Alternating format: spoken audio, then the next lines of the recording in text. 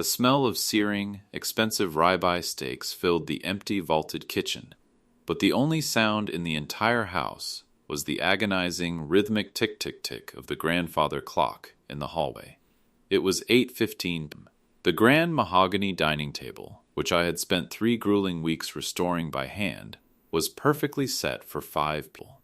The fine china was polished to a mere line. The candles had burned down to sad, weeping stubs of wax, their flames flickering weakly in the draught of a beautifully renovated, yet completely dead, lakeside. My name is Richard Cole. I am 62 years old, and that night I realized a truth that tasted more bitter than the cold char on the meat I couldn't bring myself to eat. I spent 40 years breaking my bones, skipping meals, and swallowing my pride so my children could fly. But as I stood alone in the center of my hard-earned dream retirement home, looking at the vacant chairs, the silence told me everything I had spent decades trying to ignore. They didn't love me. They loved what they could extract me. And right then, as a heavy, cold numbness settled deep into my chest, I made a silent call. I was done being a safety net for people who wouldn't even check to see if I was being. Welcome to Saga of where we dive deep into the real, raw human experiences that test our limits, shatter our boundaries, and ultimately show us the power of self-respect. If you've ever given your absolute everything to the people you love, only to have your kindness mistaken for an obligation, hit that like button, subscribe, and settle in. Today's story is a deeply emotional journey of a father's breaking point and the quiet, devastatingly flawless justice that followed. To understand the weight of that silent, empty dining room, you have to understand the dust, the sweat, and the splinters that came before it. This house wasn't just lumber, drywall, and a view of a quiet, misty lake in a sleepy small town. To me, it was a monument. It was the physical manifestation of 42 years of grueling, bone-deep exhaustion.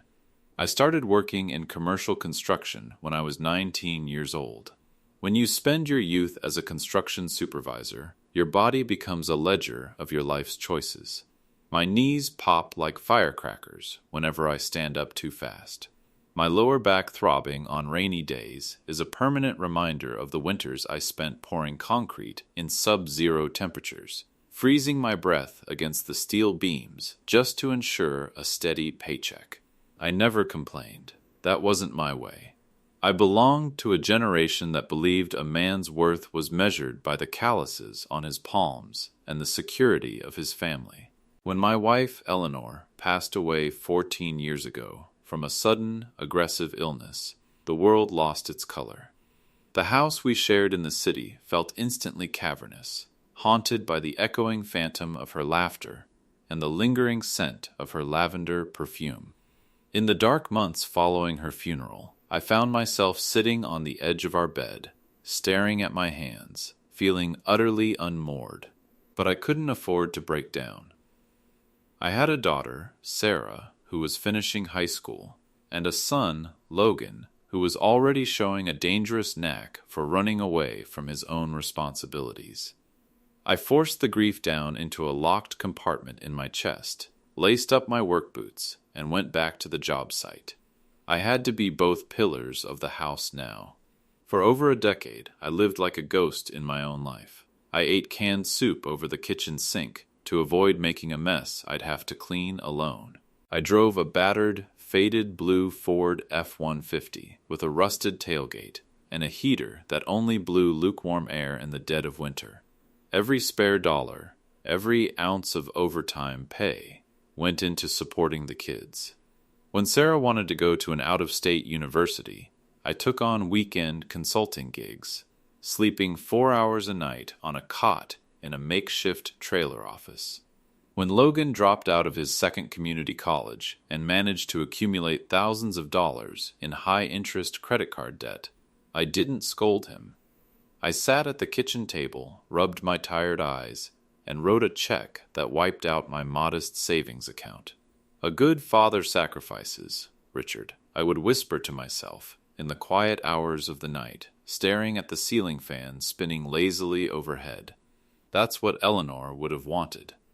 But deep down, a quiet dream kept me going. It was a dream Eleanor and I had sketched on the back of a greasy diner napkin when we were in our 20s.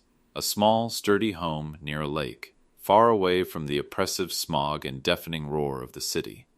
A place where I could finally sit on a porch, hold a warm cup of coffee, and watch the morning mist rise off the water. A place where the relentless pressure of survival could finally give way to a little bit of peace. 2 years ago, I found it. It was an old, abandoned mid-century property on the edge of a quiet lake town, about 2 hours away from the city. The roof was sagging like an old horse's back, the wrap-around porch was rotting from decades of neglect, and the interior smelled of damp earth and forgotten years. Most people would have seen a teardown, but I saw the bones. I saw my final project. I bought it with the very last of my retirement payout. For 18 months, that house became my entire existence. I didn't hire contractors, my retirement budget didn't allow for it, and frankly, my pride wouldn't let me. I did it all myself. I tore down the moldy drywall, exposing the beautiful, hidden cedar beams beneath.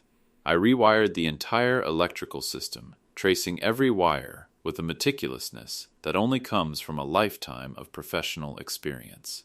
I spent 3 weeks on my hands and knees, sanding the original oak floors until they gleamed with a deep, golden warmth under the sunlight. Every hammer blow was an act of catharsis. When my shoulders burned and my hands bled from handling the rough timber, I would look out the wide kitchen window at the calm blue waters of the lake and feel a profound sense of healing. I was building a sanctuary, and more than that, I was building a gathering place. As I installed the large open-concept kitchen and the massive dining area, I envisioned Sunday dinners. I pictured my children coming down for long weekends, bringing life back into my quiet world. I pictured Logan, who was now married to a woman named Emily, bringing my future grandchild to play on the wide green lawn that sloped gently down to the water's edge.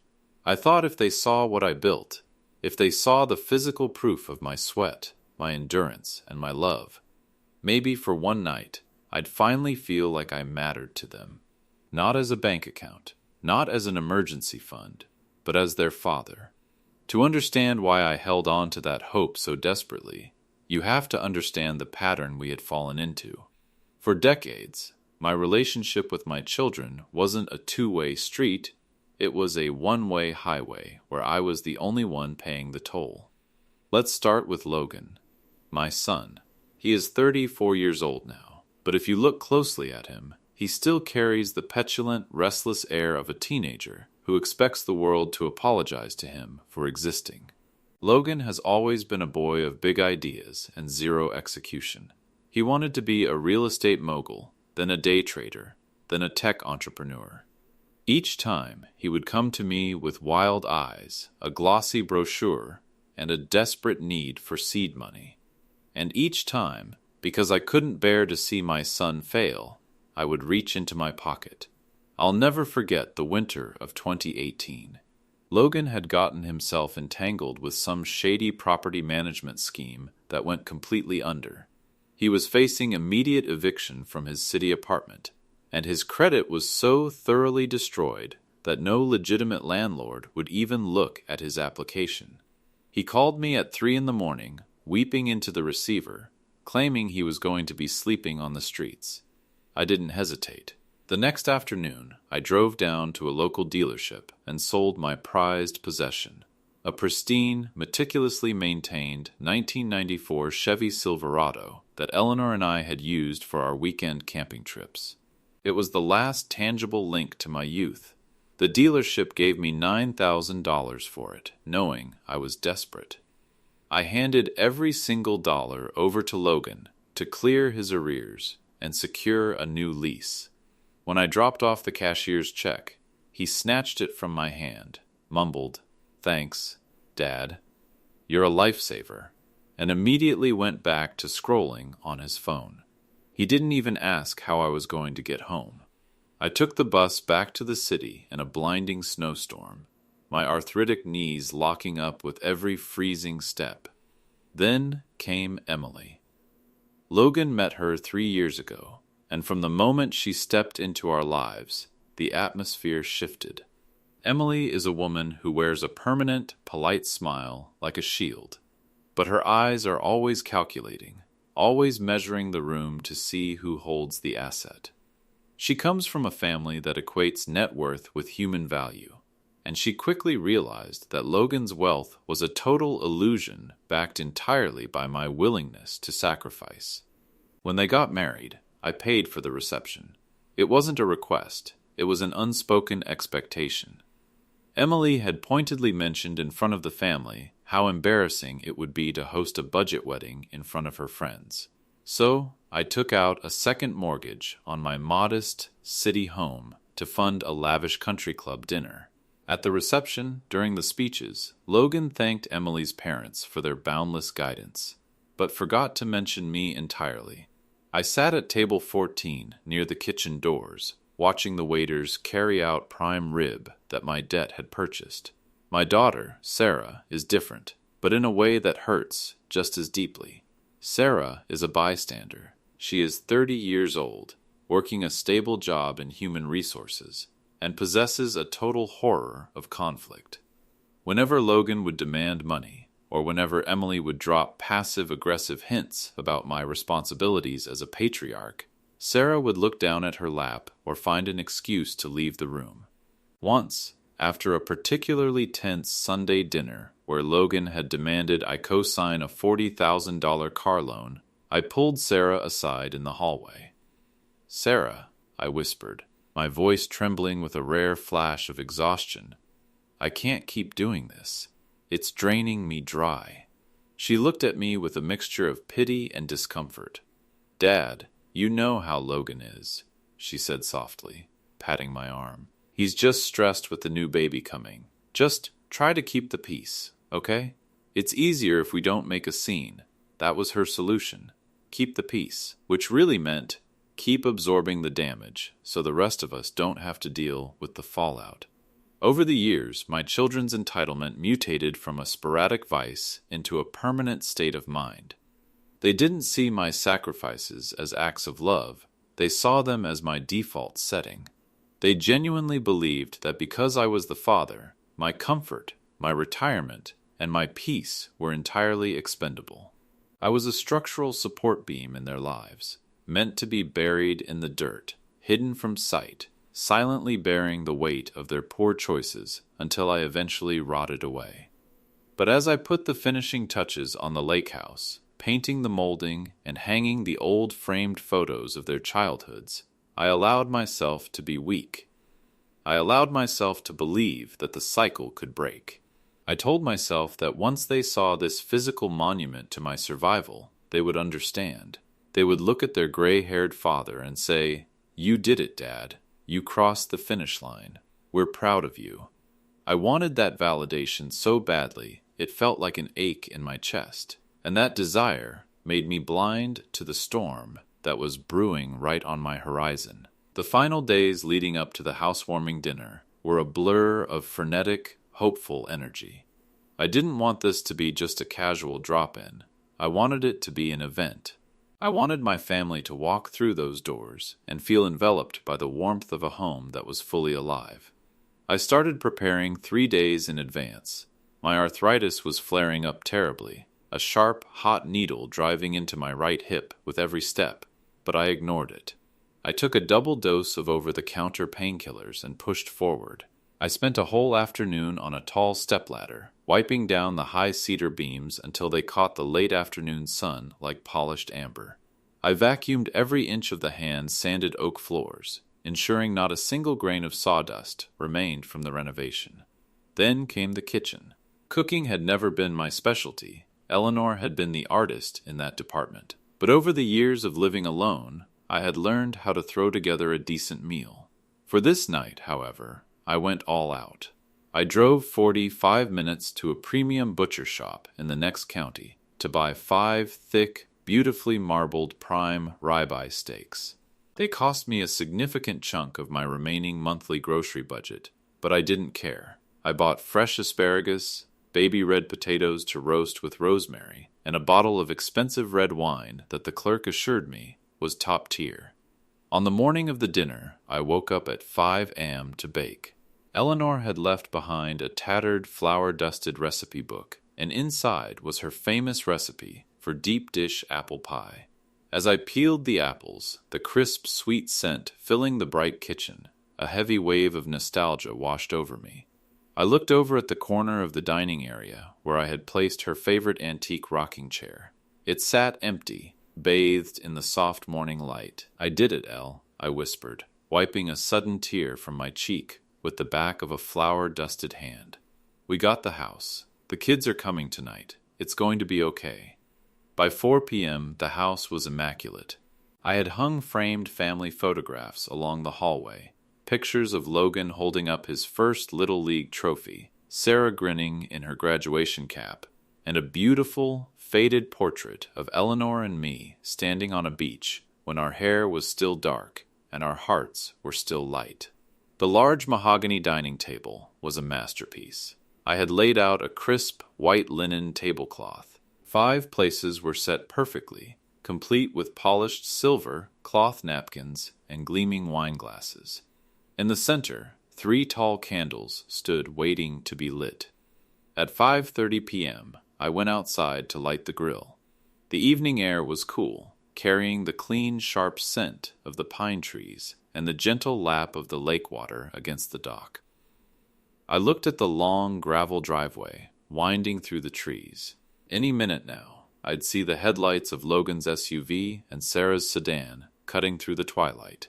By 6 p.m., the official arrival time we had agreed upon a week prior, the steaks were perfectly seasoned and resting on a platter next to the hot grill. The roasted potatoes were keeping warm in the oven, filling the house with a rich, savory aroma.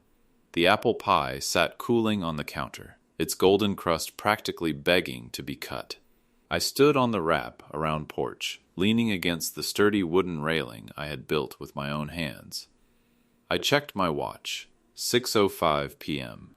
Probably caught a bit of traffic leaving the city, I muttered to myself, forcing a smile.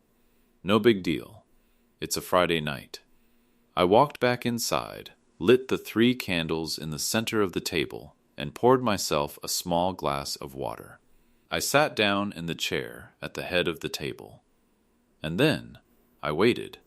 By 6:20 p.m., the silence of the house began to feel slightly heavier. I found myself walking to the front window every 3 minutes, pulling back the curtains to stare down the dark, empty driveway. Nothing. Not a sound except the wind rustling through the trees outside. By 6:45 p.m., a cold knot began to form in the pit of my stomach. The grill outside had died down, the charcoal turning into a dull, ash-gray powder. Inside, the roasted potatoes were beginning to dry out in the warm oven. I pulled out my phone.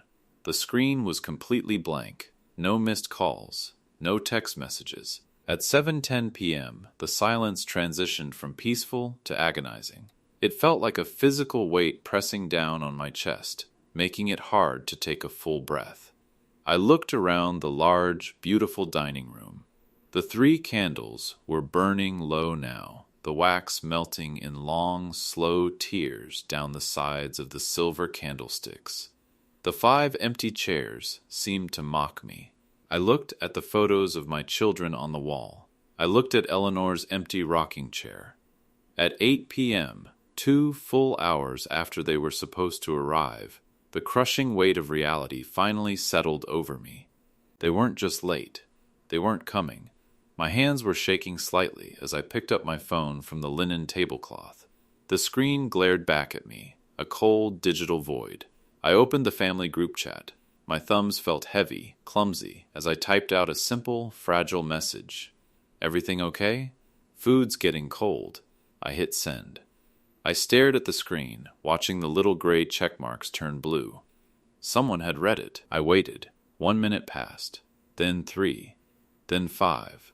The 3 dots appeared, indicating someone was typing, only to vanish into nothingness. My chest tightened so hard I could feel the rhythmic, dull thud of my heart in my ears. Finally, a buzz. It was a single text from Sarah. "Sorry, Dad. Logan needed help moving some furniture today, and Emily got really tired with the pregnancy. We're just going to stay back in the city tonight. Talk soon." That was it. No apology for the hours of silence. No mention of the weeks I had spent preparing, the hundreds of dollars spent on a meal that was now ruined, or the fact that they had left their 62-year-old father sitting alone in the dark. Logan needed help moving furniture.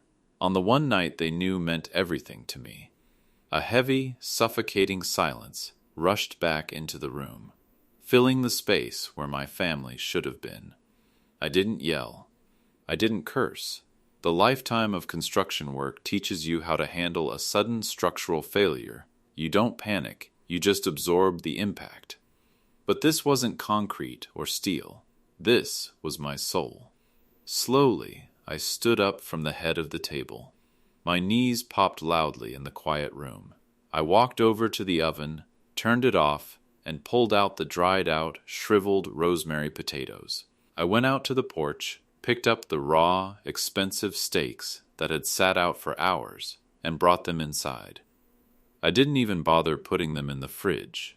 I sat down at the kitchen counter, completely bypassing the grand dining table I had built for them. I pulled a single container of leftovers from a previous night, some bland, cold chicken and rice, and ate it straight out of the plastic tub with a plastic fork. I didn't want to dirty a single piece of the fine china I had polished so carefully.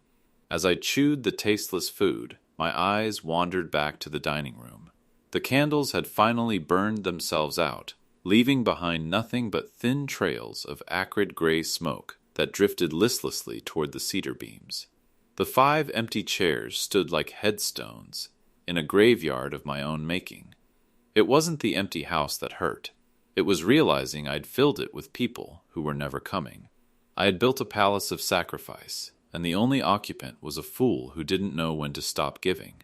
I wrapped up the untouched food, blew out the remaining embers of my hope, and went to bed. I didn't sleep.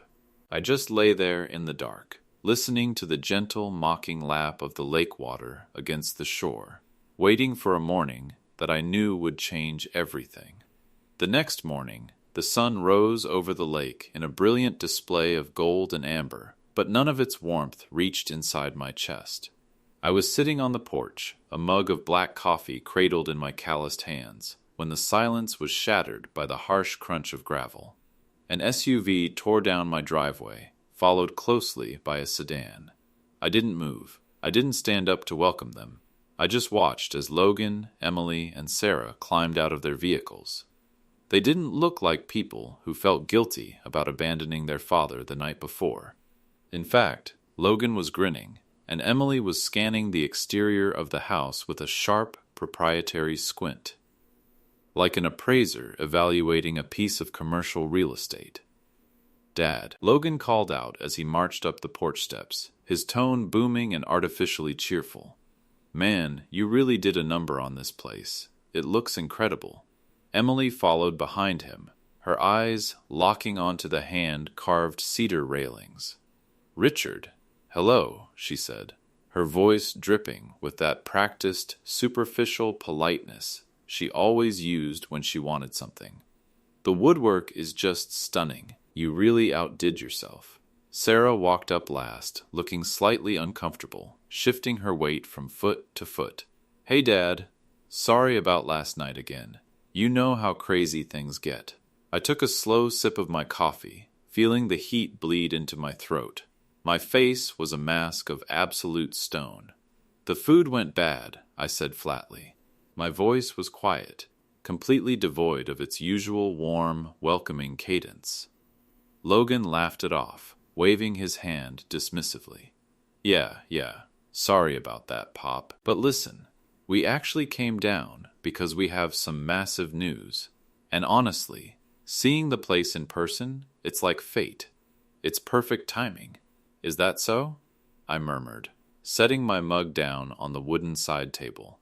Emily stepped forward, touching Logan's arm in a beautifully choreographed display of marital unity. She smiled warmly, but her eyes remained cold and calculating. Richard, Logan and I have been talking a lot about our future.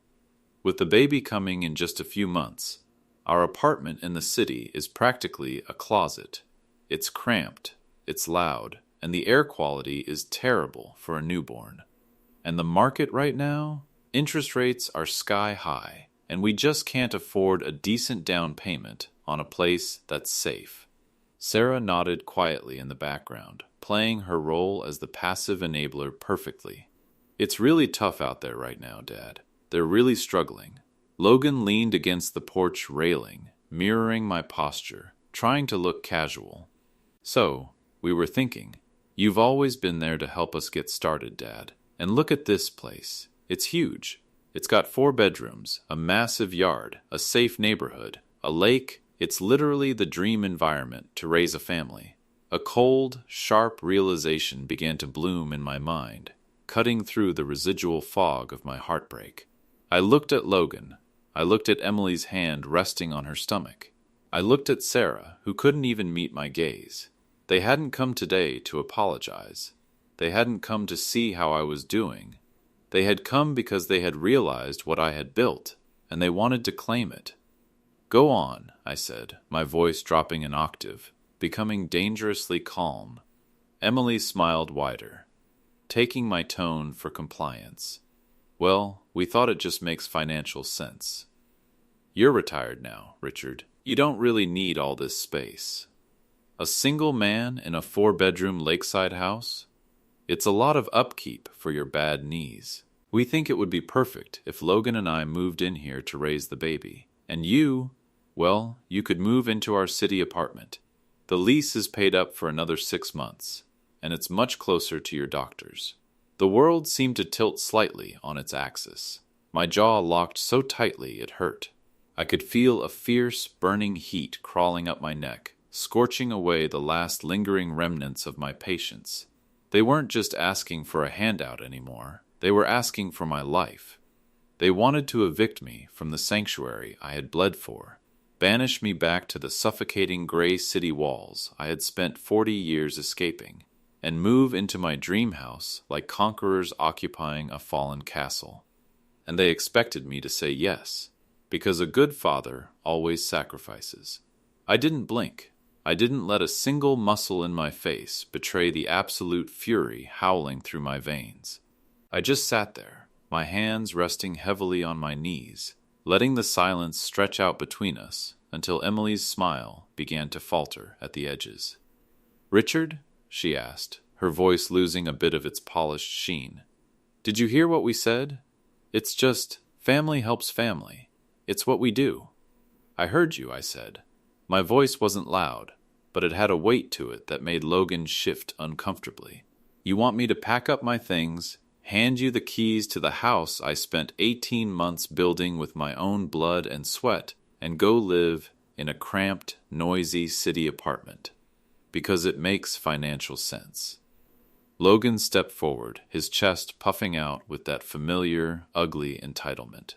Come on, Dad, don't put it like that. You already had your life. You got to live your dreams.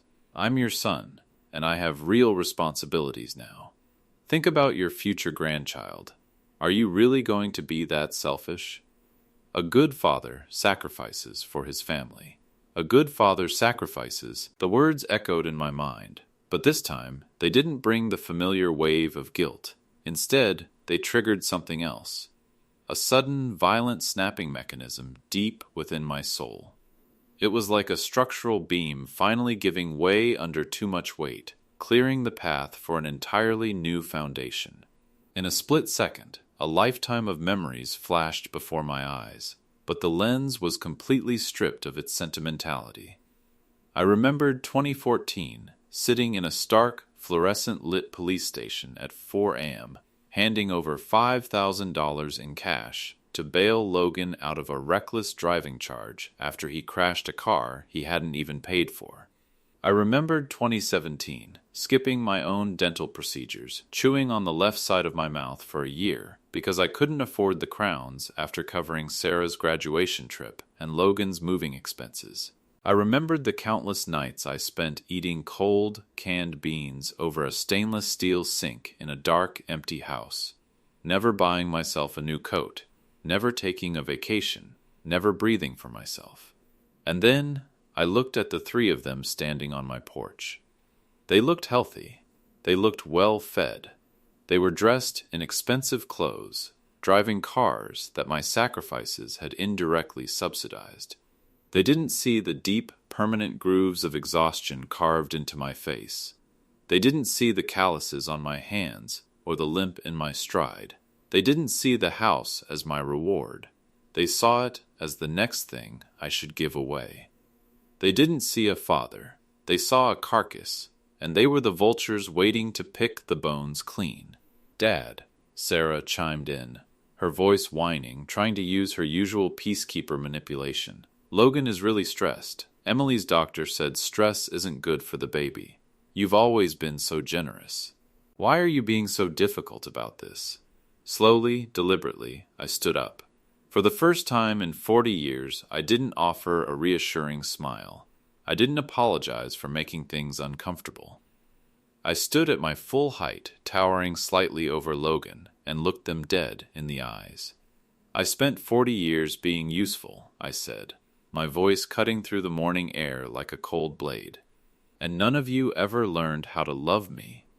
Logan's face flushed a deep, angry red. "What the hell is that supposed to mean?" "We're here, aren't we?" "You're here for the real estate, Logan," I replied, my delivery terrifyingly calm. "You weren't here last night when the food was hot. You weren't here when I sat alone at a table for 5. You only show up when there is something left to take."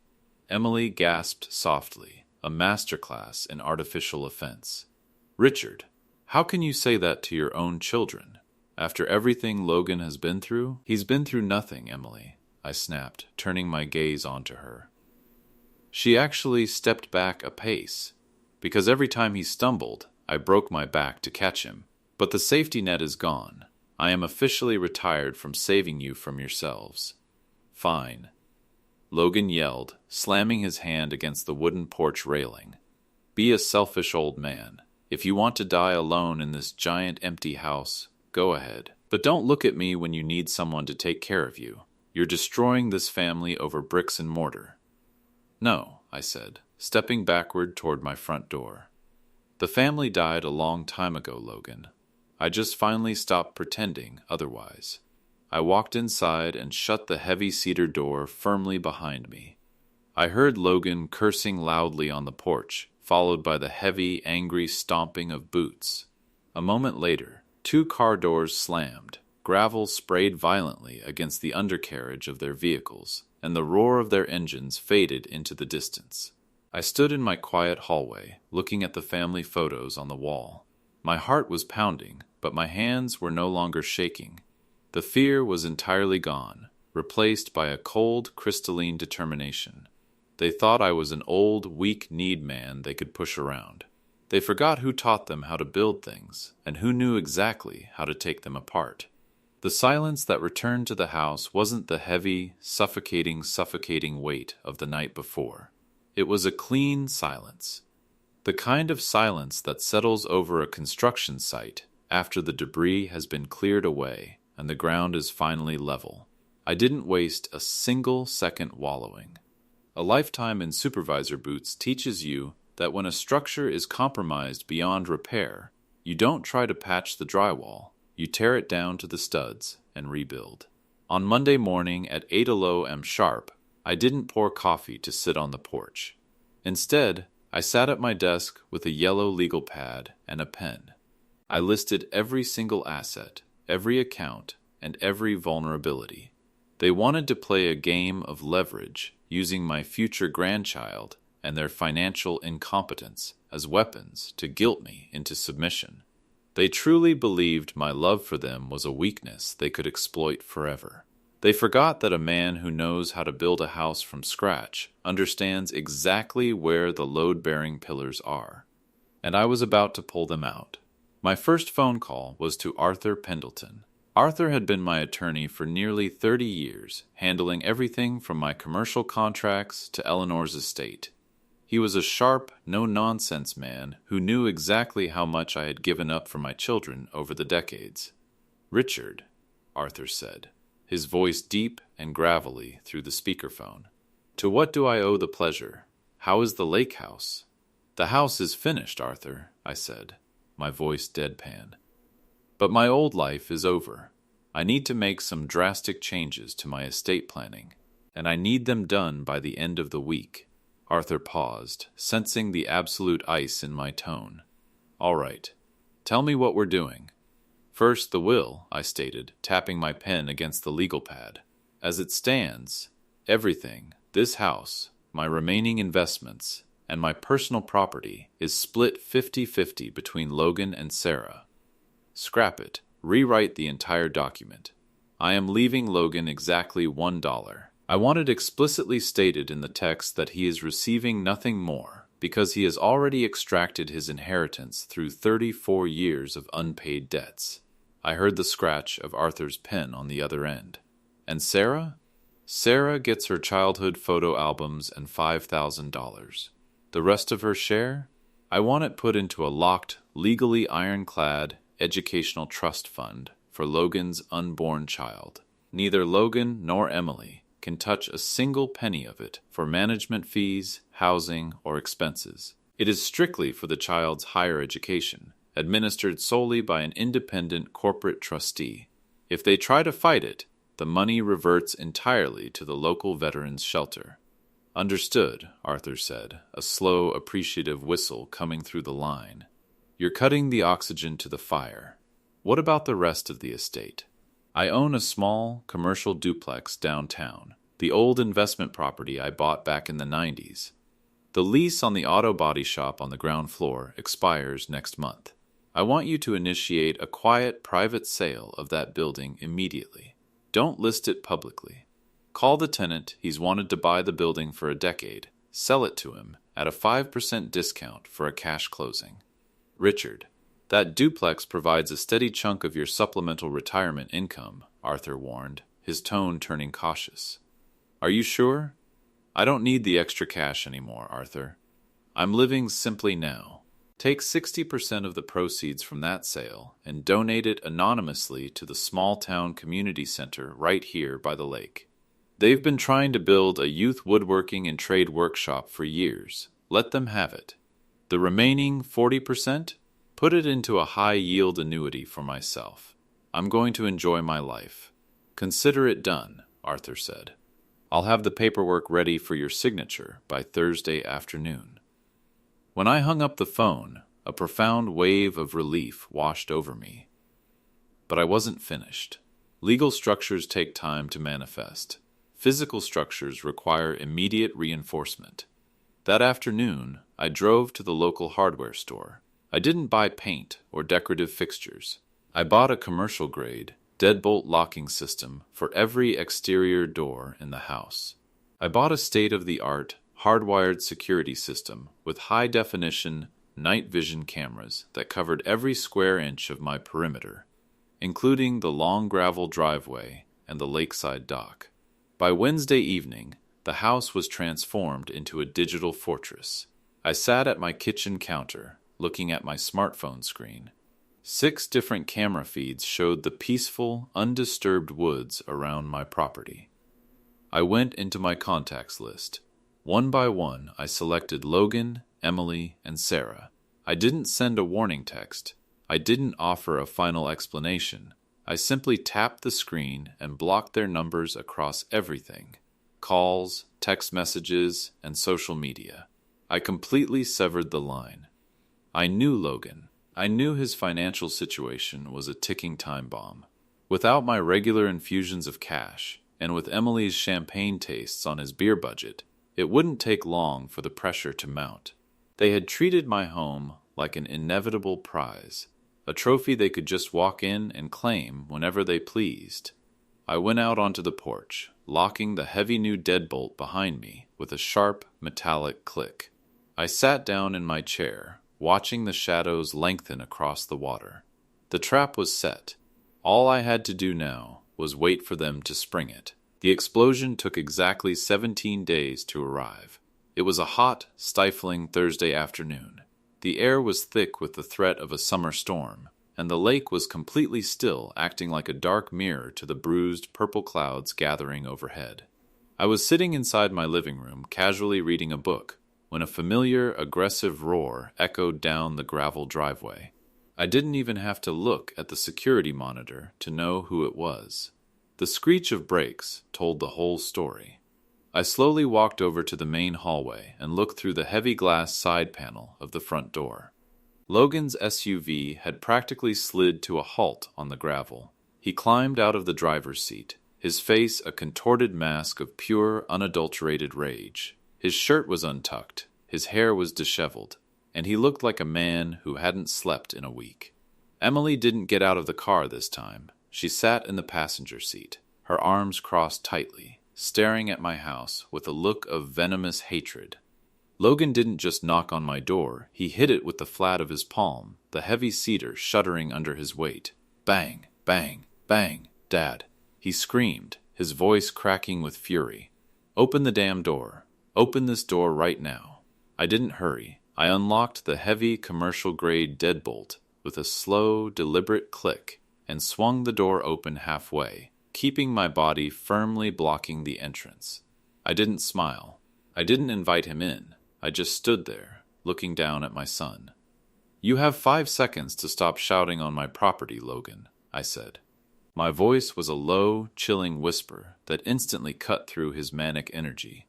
Logan stumbled back a half step, surprised by the sheer icy authority radiating from me, but his rage quickly took over again.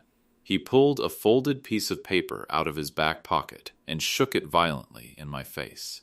What the hell is this, Dad? What did you do? He yelled, his eyes wide and bloodshot. I went to Arthur's office to talk about co-signing our new lease, and his secretary handed me a notice. You sold the downtown duplex? You sold it to the mechanic for cash? I did, I replied flatly. It was my property. I decided to liquidate it. You donated the money? Logan's voice reached a screeching halt, his hands trembling as he unfolded the paper. Arthur told my lawyer that 60% of the proceeds went to a local charity. A woodworking shop for kids? Are you insane? Do you know what kind of trouble I'm in right now? Your trouble is no longer my ledger, Logan. Emily's father found out I lied about my savings. Logan confessed, the ugly truth finally bursting out of him like a lanced wound. He was supposed to help us with a down payment, but he backed out when he realized I didn't have a dime of my own. We're getting evicted from our city apartment at the end of the month, Dad. Evicted. Emily is 7 months pregnant, and we have nowhere to go. We were counting on this house. We already told her family we were moving into the lake house. Ah, there it was. The grand illusion had finally shattered. They hadn't just wanted my house out of convenience. They had built a house of cards out of lies and entitlement, and they had gambled my retirement home as their final, desperate chips. You promised her family my house? I asked, a dark, humorless smile touching the corners of my mouth. That was incredibly foolish of you. Give me the keys, Dad. Logan suddenly stepped forward, trying to push his way past my shoulder into the entryway. Give me the keys to the guest house, or the garage apartment or something. We are your family. You can't do this to your own grandchild. You're destroying my life. I didn't budge an inch. I planted my foot, my broad construction-built frame completely filling the doorway, and pushed him back with a single, firm hand to his chest. He staggered back onto the porch, gasping for air. Listen to me very carefully, Logan, I said, pointing a calloused finger directly at his face. You came here today because your lies caught up to you. You came here because your bank account is empty, your ego is bruised, and your back is against the wall. But look at me. Look closely. Logan stared at me, his chest heaving, his mouth hanging open. You didn't come down that driveway to see if I was lonely, I said, every word hitting like a hammer on an anvil. You didn't come to apologize for leaving me in the dark 3 weeks ago. You didn't come to ask how my health was, or if I needed help around the property. You came for the house, not for me. Dad, Please, he stammered, a sudden flash of desperate panic replacing his anger as he realized the emotional manipulation wasn't working anymore. The safety net is gone, Logan, I said softly. Go find a job. Go tell your wife the truth. Grow up. I didn't wait for him to reply. I gripped the edge of the heavy cedar door, pulled it shut, and turned the deadbolt. Click! Through the glass panel, I watched Logan stand there for a full 3 minutes, completely paralyzed by the realization that he had finally pushed his father too far.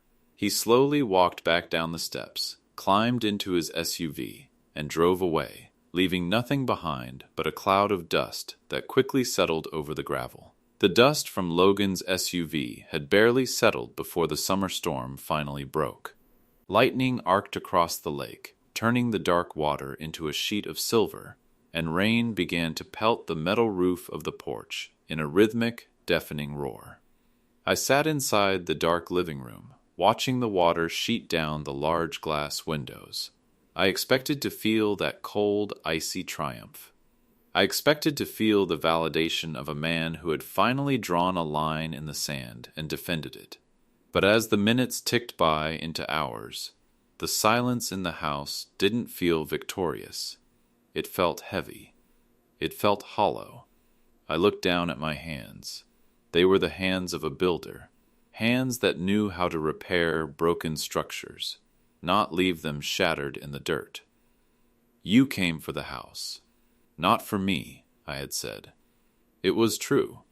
But as I stared at the empty rocking chair of my late wife Eleanor, her old warning echoed in my mind. Richard, anger is a wildfire. If you let it burn too long, it destroys the soil, and nothing will ever grow there again. Around 7 p.m., through the blur of the torrential rain on the security monitor, I saw headlights again. Not Logan's aggressive SUV. This was a single car, moving slowly, cautiously down the driveway. It parked. The engine turned off. The door opened, and a single figure stepped out into the pouring rain, holding a broken umbrella that did nothing to shield her from the storm. It was Sarah. She walked up the porch steps, her shoulders slouched, her head bowed. She didn't pound on the door. She didn't scream. She knocked softly, 3 times, a fragile sound that was almost swallowed by the thunder. I opened the door. Sarah stood there, shivering, soaked to the bone, her mascara running down her pale cheeks. She looked at me, and for the first time in years, she didn't look past me or try to manage me. Her eyes were wide, wet with tears, and completely defenseless. Dad, she choked out, her voice cracking. Please, can I come in? I stepped aside without a word. She walked into the warm hallway, leaving a trail of rainwater on the oak floors. I went to the linen closet, pulled out a thick, dry towel, and handed it to her.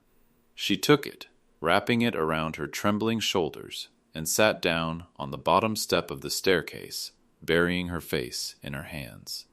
I'm so sorry, Dad, she sobbed, her shoulders heaving. I'm so sorry. I stood a few feet away, crossing my arms. What are you sorry for, Sarah? The house warming dinner? Or the fact that the money is gone? She looked up, her eyes red and swollen. Not the money. I don't care about the money. I'm sorry because you were right. On the porch, when you said we never learned how to love you, it felt like a knife in my chest, because it was true. We got so used to you being the strong one, the one who fixes everything, the one who just absorbs the pain. We stopped seeing you as a person.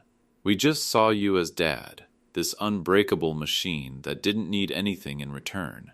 She wiped her nose with the edge of the towel, her voice dropping to a whisper. When Logan and Emily started planning to take this house, I knew it was wrong. I knew it would break you. But I was so terrified of the conflict, so terrified of Logan's anger and Emily's drama, that I stood by and let them do it. I became a vulture too, Dad.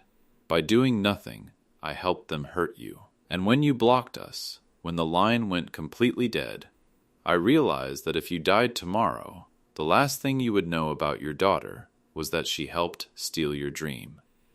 I can't live with that. I looked at her. A construction supervisor knows the difference between a cosmetic patch-up and a real structural alignment. Sarah wasn't defending Logan. She wasn't asking for a handout. She was broken open, showing me the ugly, raw truth of her own failure. Before I could answer, the glare of another set of headlights cut through the front window. Sarah stiffened. I walked to the door and looked out. Logan's SUV had returned, but this time it didn't slide to a halt. It parked quietly. The driver's side door opened, and Logan stepped out. Behind him, Emily climbed out of the passenger side. She didn't look angry anymore. She looked exhausted, her hand resting on her pregnant belly, her head bowed against the rain. They walked up the steps slowly, like people walking toward a firing squad. When I opened the door, Logan didn't puff his chest out. He looked smaller. His eyes were downcast, staring at his muddy boots. "Dad," Logan said, his voice barely audible over the rain. He swallowed hard, his jaw trembling. "I'm not here to yell. I'm not here to ask for the keys. I had to come back." He looked up, and I saw a look in my son's eyes I hadn't seen since he was a little boy who had broken a neighbor's window. A look of genuine, terrifying realization of his own destructive behavior. When I drove away from here this afternoon, I went back to the city. Emily's dad called me. He told me he knew everything, the debts, the lies, all of it. He called me a failure. And my first instinct, my absolute first thought, was to call you to fix it, to ask you for money to pay off the landlord, to ask you to protect me from the consequences of my own stupidity. Logan's voice broke, a hot tear spilling over his cheek, and then I remembered the click of that lock. I remembered what you said. I spent 40 years being useful, and none of you learned how to love me. Dad, I went to my apartment, and I looked at the furniture I asked you to help move, the furniture I prioritized over your housewarming dinner, and I felt sick. I've spent my whole life treating my father like an ATM and a garbage disposal for my mistakes. I didn't see the house as a reward for your sacrifice, because I'm an entitled idiot who thought your whole life belonged to me. Emily stepped forward then. The cold, calculating armor she wore was completely gone. She looked tired, vulnerable, and deeply humbled. "Richard," she said softly, her voice shaking, "I forced Logan to press you for this house. I was scared about the baby, and I was proud, and I wanted a beautiful life without working for it. I thought because you were older, you were supposed to step aside. I didn't respect what you built, and I didn't respect the man who built it. I am truly, deeply sorry." Logan took a deep breath, stepping closer to me, his hands open, palms up, a gesture of total surrender. "Dad, we don't want the house. We'll find a small place in the city. We'll figure it out. Even if you never give me another dime, even if you keep me out of the will forever, I don't care. I don't want the last conversation I have with my father to be me screaming at him on his porch. I don't want my kid to grow up knowing their father was a monster to the man who gave him everything. Please, Dad, can we just talk? Not about money. Not about houses. Just about us?" I stood on the threshold, the cool, rain-soaked wind blowing past them into the warm hallway. For 3 long weeks, I had carried a heavy shield of anger. It had kept me strong. It had allowed me to rewrite wills, change locks, and build walls. But looking at my 3 children standing in the hallway, Sarah crying on the stairs, Logan weeping on the threshold, and Emily apologizing with absolute sincerity, I realized something profound. Justice isn't just about punishment. True justice is about restoration. The lesson had been taught. The structure had been broken down. The pride had been thoroughly crushed, and the truth had finally been spoken. If I closed the door on them now, I wouldn't be a strong father defending his boundaries. I would be a bitter old man choosing isolation over redemption. I looked at Logan. I saw the little boy who used to sit on my shoulders at construction sites. I looked at Sarah, the girl who used to hold Eleanor's hand in the kitchen. My chest expanded with a deep, shaky breath. The anger, the burning heat that had crawled up my neck for weeks, suddenly dissolved, replaced by a profound, exhausting wave of relief. "Logan," I said, my voice steady, but softening for the first time. "Get your wife inside out of the rain." That night, the large mahogany dining table finally served the purpose I had spent weeks preparing it for. It wasn't a night of grand celebration or forced cheerfulness. It was a night of quiet, heavy honesty. I didn't cook the expensive ribeyes. Those were long gone. Instead, I heated up a large pot of simple tomato soup and made a stack of grilled cheese sandwiches. We sat together under the warm glow of the dining room chandelier, the rain still drumming a steady, comforting rhythm against the glass windows outside. For the first 2 hours, the room was filled with the hard, necessary conversations that should have happened a decade ago. There were no defensive outbursts, no passive-aggressive jabs from Emily, and no panicked retreats into silence from Sarah. Logan sat with his head bowed, listening as I laid out the raw, unvarnished truth of how much his entitlement had cost me over the years, not just in dollars, but in peace of mind. He absorbed it all, nodding quietly, his hand tightly gripping Emily's under the table. When the tears finally dried and the air cleared, a strange, beautiful thing happened. The conversation naturally shifted away from the wreckage of the past weeks. Sarah looked up at the cedar beams and asked how I had managed to hoist them into place alone. Logan, tracing the smooth, hand-sanded grain of the oak table with his thumb, genuinely asked about the structural repairs I had done to the foundation. For the first time in my life, my children weren't asking me what I could do for them. They were asking me how I did it. They were finally seeing the man behind the sacrifice. Before they left the next morning, we stood in the driveway under a clear, bright blue sky. The air smelled fresh, washed clean by the storm. Logan turned to me, looking exhausted but lighter than he had in years. "We found an affordable 2-bedroom apartment about an hour outside the city, Dad," he said softly.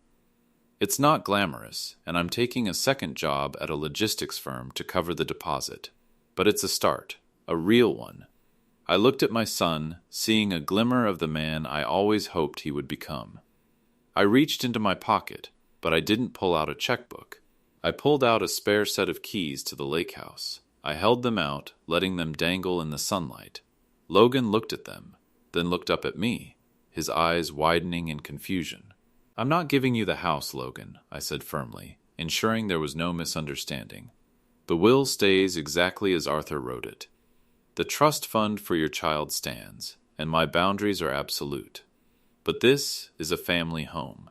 You are welcome here for Sunday dinners. You are welcome here for holidays. You can bring my grandchild here to play on the grass. But you come as guests who love their father, not as landlords waiting to inherit." Logan's eyes filled with tears again, but this time he didn't stumble backward. He stepped forward and wrapped his arms around me in a tight, desperate hug. "Thank you, Dad," he choked out against my shoulder. "That's all I ever should have wanted." It has been 6 months since that stormy night, and the seasons have slowly turned. The green leaves of summer have given way to a brilliant, fiery canvas of autumn gold and crimson, and a crisp, cool breeze now sweeps across the surface of the lake.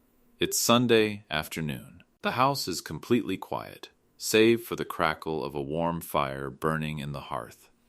A few hours ago, the wrap-around porch was echoing with the sounds of laughter. Sarah had been in the kitchen helping me prep a roast, and Logan had spent 2 hours helping me chop and stack firewood for the coming winter. Not because I asked him to, but because he noticed my hip was bothering me and simply picked up the axe. They are gone now, driving back to their own lives, leaving behind a home that finally feels structurally sound from the inside out. I step out onto the porch, a fresh mug of black coffee in my hand. and sit down in the rocking chair next to Eleanor's empty one. I look out at the calm, glassy water reflecting the sunset, the sky painted in deep bruised shades of orange and purple. My phone rests on the side table. It's no longer blocked, and it's no longer muted, but it is completely silent. For the first time in my life, that silence doesn't feel lonely. It doesn't feel like abandonment, and it doesn't feel like an agonizing wait for the next crisis to explode. It feels peaceful. It feels protected. It feels earned. At the end of the day, true justice isn't always about burning bridges and leaving the people who hurt you to suffer in the ashes. Sometimes, the most powerful revenge you can ever take is forcing people to face the reality of how they treated you, standing your ground until they respect your value, and having the strength to forgive them once they finally learn how to love you back. If this story brought a tear to your eye and reminded you of the absolute power of boundaries, self-respect, and family healing, smash that like button right now. Don't forget to subscribe to Saga of Hearts for more deeply emotional and satisfying stories just like this one. Drop a comment below and let me know. Have you ever had to draw a hard line with someone you loved to teach them how to respect you? Let's talk about it down there. Until next time, take care of your hearts and stay strong.